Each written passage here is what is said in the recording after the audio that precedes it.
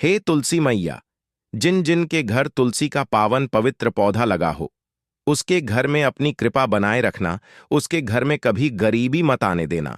तुलसी माता को लायक जरूर करें दोस्तों। बहुत समय पहले की बात है। एक छोटे से गांव में सत्यवती नाम की एक बुढ़िया रहती थी। उसका जीवन बेहद साधारण था, लेकिन उसकी भक्ति असीम थी।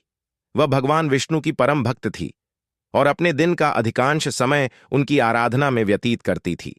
सत्यवती हर सुबह स्नान करके तुलसी के पौधे के सामने जलाती और मन में भगवान का ध्यान करती। उसकी भक्ति ऐसी थी कि लोग उसे विष्णु भक्त कहकर सम्मान देते थे। सत्यवती के 3 बेटे थे, विनोद, माधव और धर्मपाल।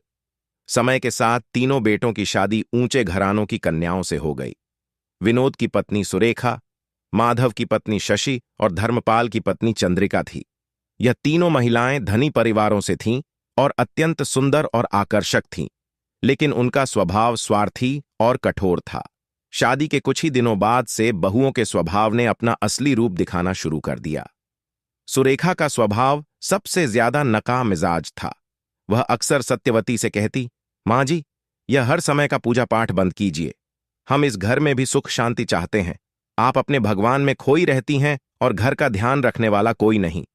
सत्यवती ने विनम्रता से उत्तर दिया, बेटी, भगवान विष्णु ही मेरे जीवन का आधार है। उनकी कृपा से ही सब कुछ है।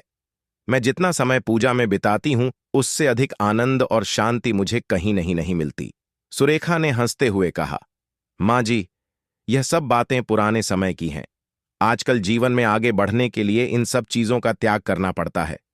इधर शशि, जो सबसे ज्यादा अभिमानी थी, अपनी सास की गरीबी का मजाक उड़ाते हुए कहती, माँ जी, हमारे घर में तो हर चीज की भरमार थी। यहां आकर मुझे लगता है कि मैं किसी गरीब घर में आ गई हूं। ये कैसी जिंदगी है चंद्रिका, जो चालाकी और मक्कारी में माहिर थी, ने कहा, माँ जी, आप भी थोड़ा आराम कर लिया करो। अब समय आ गया है कि हम घर का भार अपने हाथों में ले लें। आप बस पूजा पाठ किया कीजिए, बाकी सब कुछ हम संभाल लेंगे। सत्यवती ने अपनी बहुओं की बातें सुनी, लेकिन उसने कभी किसी का विरोध नहीं किया। वह जानती थी कि संसार बातें क्षणिक हैं और उसकी असली शक्ति उसकी भक्ति में ही है।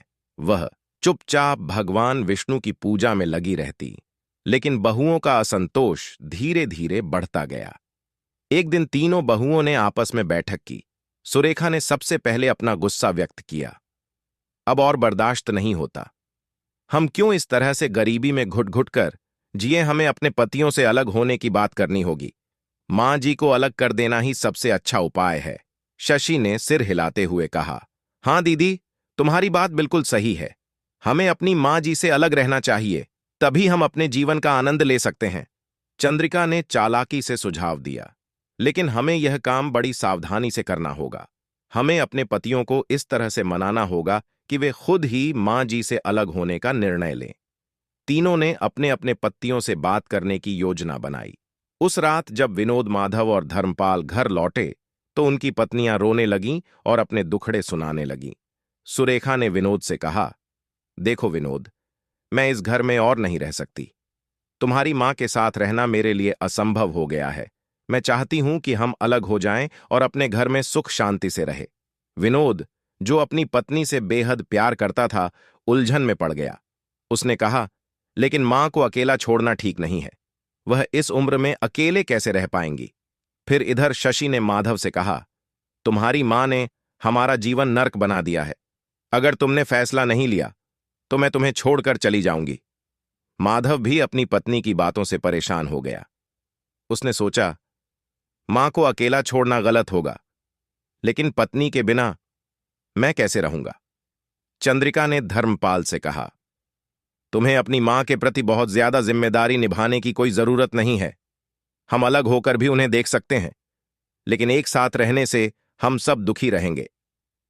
धर्मपाल, जो हमेशा अपनी पत्नी की बात मानता था, उसने भी इसे सही समझा और तीनों भाइयों ने अपनी मां के पास जाकर उसके सामने प्रस्ताव रखा। विनोद ने मां से कहा, मां, हम सोच रहे हैं कि अब हमें अलग हो जाना चाहिए। हमने बहुत कोशिश की, लेकिन अब और नहीं हो सकता। हम तुम्हारे लिए एक छोटा सा हिस्सा छोड़ देंगे, जिससे तुम अपनी पूजा पाठ कर सको। सत्यवती ने अपने बेटों की बातें सुनी और उसका दिल टूट गया। उसकी आंखों में आंसू आ गए। लेकिन उसने अपने दुख को छिपाते हुए कहा, बेटा, अगर यही तुम्हारी इच्छा है तो मैं इसे स्वीकार करती हूं। मेरे लिए भगवान विष्णु ही सब कुछ है और उनका आशीर्वाद मेरे साथ है। तुम सब सुखी रहो, यही मेरी प्रार्थना है। फिर संपत्ति का बंटवारा हुआ और सत्यवती को एक छोटा सा हिस्सा मिला। वह छोटे से घर में अकेली रहने लगी। उसका जीवन कठिन था, लेकिन वह संतुष्ट थी, क्योंकि उसकी भक्ति ही उसका सबसे बड़ा सहारा थी। वह हर दिन तुलसी की पूजा करती, अपने छोटे से घर में भगवान का ध्यान लगाती और यही सोचती कि उसके बेटे सुखी रहे। इस बीच भगवान श्री कृष्ण सत्यवती की असीम भक्ति से प्रसन्न होकर साधारण मनुष्य का रूप धारण करके उसके दरवाजे पर आए। उनके चेहरे पर करुणा की आभा थी और उनकी आंखों में दिव्यता की चमक। उन्होंने सत्यवती से कहा, मां, मैं एक यात्री हूं, मुझे कुछ समय के लिए आश्रय चाहिए। क्या आप मुझे अपने घर में ठहरने की अनुमति देंगी? सत्यवती ने उनके चरण स्पर्श करते हुए कहा, आप तो स्वयं भगवान का रूप है, मेरे घर में आपका स्वागत है। भगवान श्री कृष्ण ने उन्हें एक बीज दिया और कहा, मां, यह बीज तुम्हें भूख से बचाएगा। जब भी भूख लगे इसे ग्रहण करना, तुम्हारा पेट भर जाएगा। सत्यवती ने भगवान को धन्यवाद दिया और उसे ग्रहण किया। उसकी भक्ति ने उसे संतोष और शांति दी। लेकिन इधर तीनों बहुओं के मन में एक बार फिर से षड्यंत्र का बीज अंकुरित हुआ। सुरेखा ने कहा, यह कैसे संभव है कि मां जी अब भी इतनी तंदुरुस्त और खुशहाल हैं? जरूर कुछ गड़बड़ है, हमें इसका पता लगाना होगा। शशि ने कहा, हां दीदी, यह हमें जानना होगा कि आखिर मां जी को यह शक्ति कहां से मिली है। चंद्रिका ने चालाकी से कहा, मुझे लगता है कि यह सब तुलसी के कारण है। वह तुलसी का पौधा जो मां जी की सबसे प्रिय चीज है, अगर हम उसे नष्ट कर दें तो मां जी की ताकत भी खत्म हो जाएगी। तीनों बहुओं ने एक षड्यंत्र रचा। एक दिन जब सत्यवती अपने भगवान की पूजा के लिए बाहर गई हुई थी तो तीनों बहुएं उसके घर में घुस गई। सुरेखा ने घर के सारे सामान को उठाकर नाली में फेंकना शुरू कर दिया। शशि ने कहा, देखो, अब इस घर में कुछ भी नहीं बचा।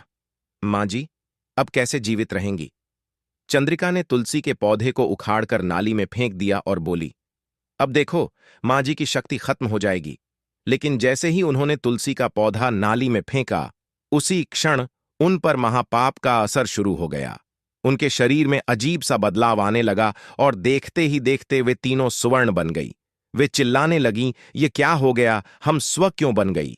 उनकी आवाजें अब घुरघुरा जैसी हो गई थीं और वे इंसानी शब्द बोल में असमर्थ थीं। जब वे घर लौटी तो उनके बच्चे भी उन्हें पहचान नहीं पाए। बच्चे डरकर अपने पिता से कहने लगे, पिताजी, यह सुवर्ण हमारे घर में क्यों आई है? इन्हें बाहर निकालिए। पतियों को जब सच्चाई का पता चला तो वे घबरा गए। वे भागते हुए अपनी मां के पास पहुंचे और उसकी माफी मांगने लगे। विनोद ने कहा, मां, हमने बहुत बड़ी गलती की है। हमारी पत्नियां अब सुवर्ण बन गई हैं। कृपया हमें माफ कर दो और हमारी सहायता करो। सत्यवती ने अपनी बहुओं की दयनीय स्थिति देखी और उसकी आंखों में आंसू आ गए।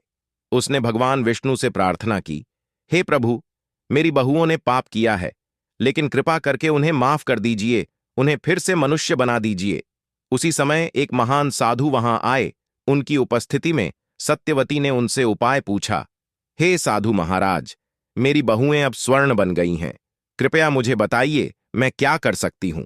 साधु महाराज ने गंभीर स्वर में कहा, मां, यह सब उनके पापों का फल है। उन्होंने पवित्र तुलसी का अपमान किया है, लेकिन अगर वे सच्चे मन से प्रायश्चित करें तो उनका उद्धार हो सकता है। सत्यवती ने विनम्रता से पूछा, हे महाराज, कृपया मुझे उपाय बताइए। मैं क्या कर सकती हूं जिससे मेरी बहुएं फिर से मनुष्य बन सके। साधु महाराज ने कहा, तुम्हें विष्णु भगवान की पूजा करनी होगी और तुलसी के पत्ते के साथ प्रसाद बनाकर भगवान को भोग लगाना होगा। फिर तुम्हारी बहुएं उस प्रसाद को ग्रहण करें और तुलसी के पौधे को जल चढ़ाएं, तभी वे पुनः मनुष्य बन सकेंगी। सत्यवती ने साधु महाराज के बताए अनुसार विधि विधान से पूजा की। उसकी भक्ति इतनी प्रबल थी कि भगवान विष्णु ने उसकी प्रार्थना सुन ली। सत्यवती ने विष्णु भगवान को तुलसी पत्र अर्पित कर भोग लगाया और फिर अपने बेटे और बहुओं को बुलाकर कहा, इस प्रसाद को ग्रहण करो और तुलसी के पौधे को जल चढ़ाओ। केवल तभी तुम लोग इस श्राप से मुक्त हो सकते हो। तीनों बहुएं बहुत ही लज्जित थीं, लेकिन उनके पास कोई और रास्ता नहीं था। उन्होंने प्रसाद ग्रहण किया और तुलसी के पौधे को जल चढ़ाया। भगवान भन विष्णु उनकी सच्चे प्रायश्चित को देखकर प्रसन्न हुए और उनकी कृपा से वे तीनों फिर से मनुष्य बन गई। अब तीनों बहुएं अपनी सासू मां के पास आईं और रोते हुए माफी मांगी। मां, हमने बहुत बड़ी गलती की, हमें माफ कर दो। सत्यवती ने उन्हें अपना आशीर्वाद दिया और कहा, भगवान ने तुम्हें माफ कर दिया है तो मैं भी तुम्हें माफ करती हूं, लेकिन आगे से किसी का दिल मत दुखाना। बेटों ने भी अपनी मां से माफी मांगी और वादा किया कि वे कभी भी अपनी पत्नियों के कहने पर मां से अलग नहीं होंगे। इसके बाद सभी ने प्रेम से मिलकर रहने का निर्णय लिया। सत्यवती के आशीर्वाद और भगवान विष्णु की कृपा से उनका घर फिर से खुशहाल हो गया। इस प्रकार भक्ति की शक्ति और भगवान की कृपा ने सत्यवती और उसके परिवार को एक नया जीवन दिया। इस कथा से हमें यह सीख मिलती है कि सच्ची भक्ति और प्रायश्चित से सबसे बड़े पाप भी मिट सकते हैं और जीवन में सुख शांति का मार्ग प्राप्त किया जा सकता है। दोस्तों, आपको यह कथा कैसी लगी? कमेंट करके अवश्य बताएं। जानकारी अच्छी लगी तो वीडियो को लाइक जरूर करें और कमेंट में जय श्री कृष्ण और जय मां तुलसी जरूर लिखें। दोस्तों, वीडियो को एक लाइक और हमारे चैनल वास्तु सफर को सब्सक्राइब जरूर कीजिएगा। दोस्तों, वीडियो के अंत तक बने रहने के लिए धन्यवाद।